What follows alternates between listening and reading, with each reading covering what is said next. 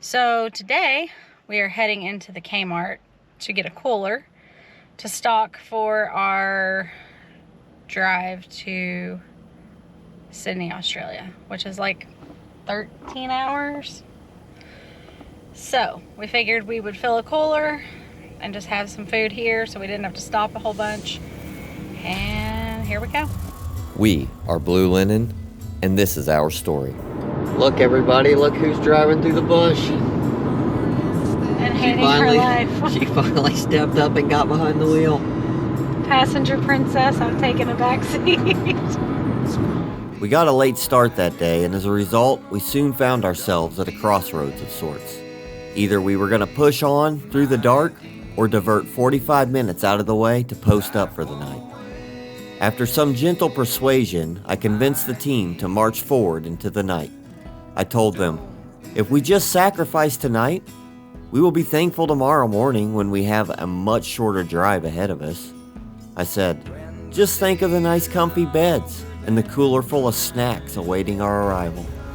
So the last time you saw us, we were buying a cooler at Kmart for our road trip. So we were going to drive about 8 hours today and get to a place called Hay, Australia, and stay the night, and then get up tomorrow and drive the rest of the way to Sydney. Well, we got here and it's about 10 o'clock at night, so we've been in the car for how long? I don't even know, 10 hours. Yeah, like 10 hours.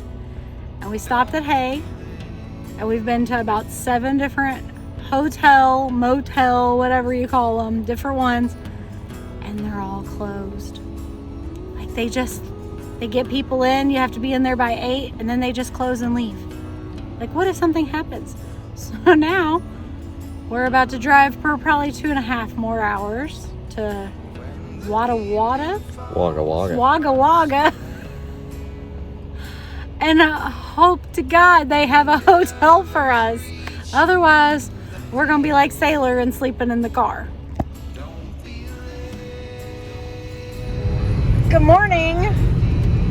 Good morning, I guess. How was sleep? What sleep? Sailor, how was your sleep in your hotel room last night? The sun really did look brilliant as it crept over the horizon that morning, and it is a view that I will always hold on to. It is a view that was far superior to the reality of the situation we were in, however. With a full day's drive in front of us, no sleep, we had to endure everything from endless stretches of highway to crows. So this morning when you saw us, we were waking up in our hotel room that we stayed in. We've basically been in the car for now over 24 hours.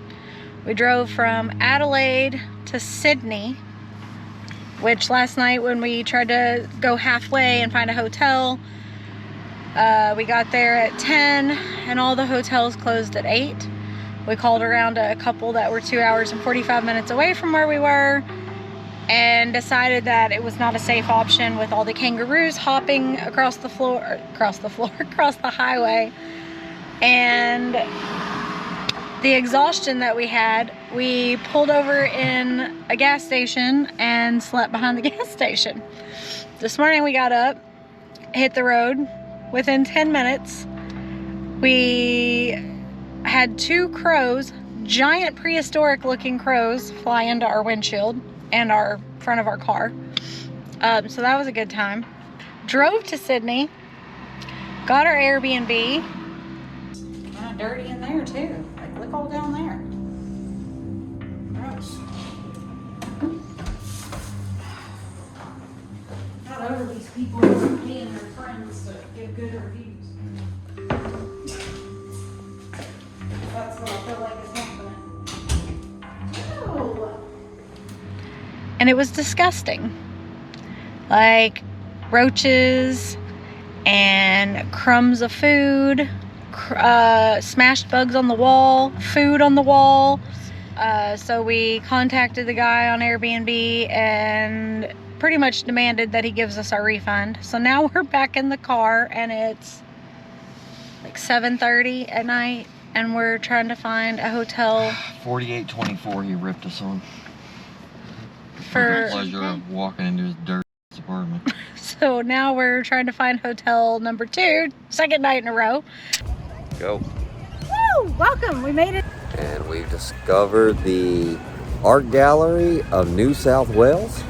Free entry, so hey, why not go check it out? We only spent this afternoon in Sydney, but we did find some time to explore a tiny piece of the art gallery, which was lovely. I particularly enjoyed this piece titled Alice in Tokyo. However, if you only have a few hours in Sydney on one of those days that make all the other days worth it, then there's only one true destination. We've made our way down to the iconic Sydney Opera House, and it's absolutely gorgeous down here. Totally changing my opinion of Sydney after the horrors of last night on the outskirts of Sydney. Downtown, whole different story. Do you think Sydney will be your favorite place in Australia? I don't know, we'll have to see, but everybody says Melbourne's where it's at, so I suspect if everybody says Melbourne's where it's at, then that's where it's at. But no shade thrown at Sydney here, because it is absolutely awesome down here. I need to go over there, because that's where the seal is. Okay, we'll walk over there. We got a gorgeous view of the downtown too. All the buildings right here on the park. Looks like they're still building a couple. Got a perfect 70-degree day down here. A little cool in the shade, but perfect in the sun. Yeah? Perfect in the shade. Perfect in the shade. It really was perfect in the shade that afternoon. It was a comfortably casual day where Sailor, Ashley, and myself got a chance to just enjoy existing in a place where we had nothing to do and not enough time to do it in. Sailor even got the chance to check out this local legend called Finny the Seal, who hangs out at the bottom of the Opera House. While we did enjoy this afternoon, it seemed appropriate to get out of Sydney on a high note. So we left Sydney the next morning as soon as the hotel told us that we had to check out. So we left Sydney about an hour ago. We're on the road to Melbourne. We got a ways to go. We're gonna stop overnight at a little cute, quaint boat town. But as we were driving, we saw a thing that said Sublime Lookout Point, so we pulled over to check it out, and it is beautiful. Decided to pull over. I mean, you can't get a better spot than this to pull over and make lunch. As we made our way along the southern coast between Sydney and Melbourne, Australia's natural beauty was starting to reveal itself. For all the guilt that I was having about getting out of Sydney so fast, it was in this moment that I knew we had made the right decision, and it was time to let that guilt sail away. We had a proper road trip experience on this day. We wandered down the coast for as long as the sun would allow, stopping at all the coastal attractions we could find. All right, we just pulled up in Kiama, and we're getting ready to go check out this blowhole. So come on, let's go check this blowhole out. Oh, she blew. That was the biggest one. That was cool. Now that was a blowhole that did not disappoint. Got up this morning and headed to Ulladulla, which was like 30 minutes away from where we were staying in Sussex. And there's this really cool lookout, and we've already seen like 10 whales. Granted, they're kind of far, so hopefully we can zoom them in on for you all to be able to see. But it's migration season, and they are migrating to Antarctica, and it is really cool.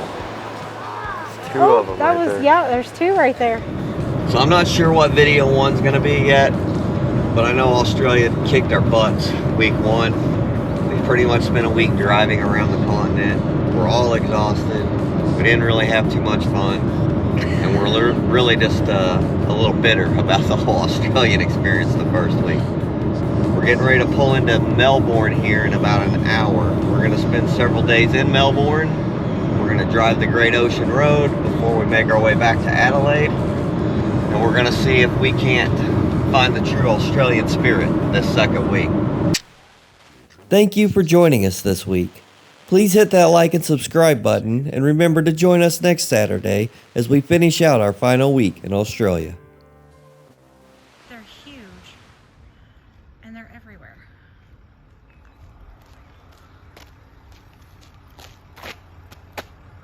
What was that?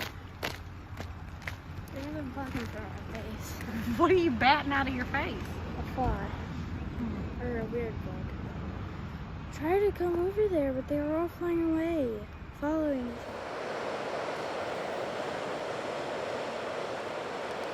And you see the white breaks in the water. Which, if that's the case, they're everywhere out there.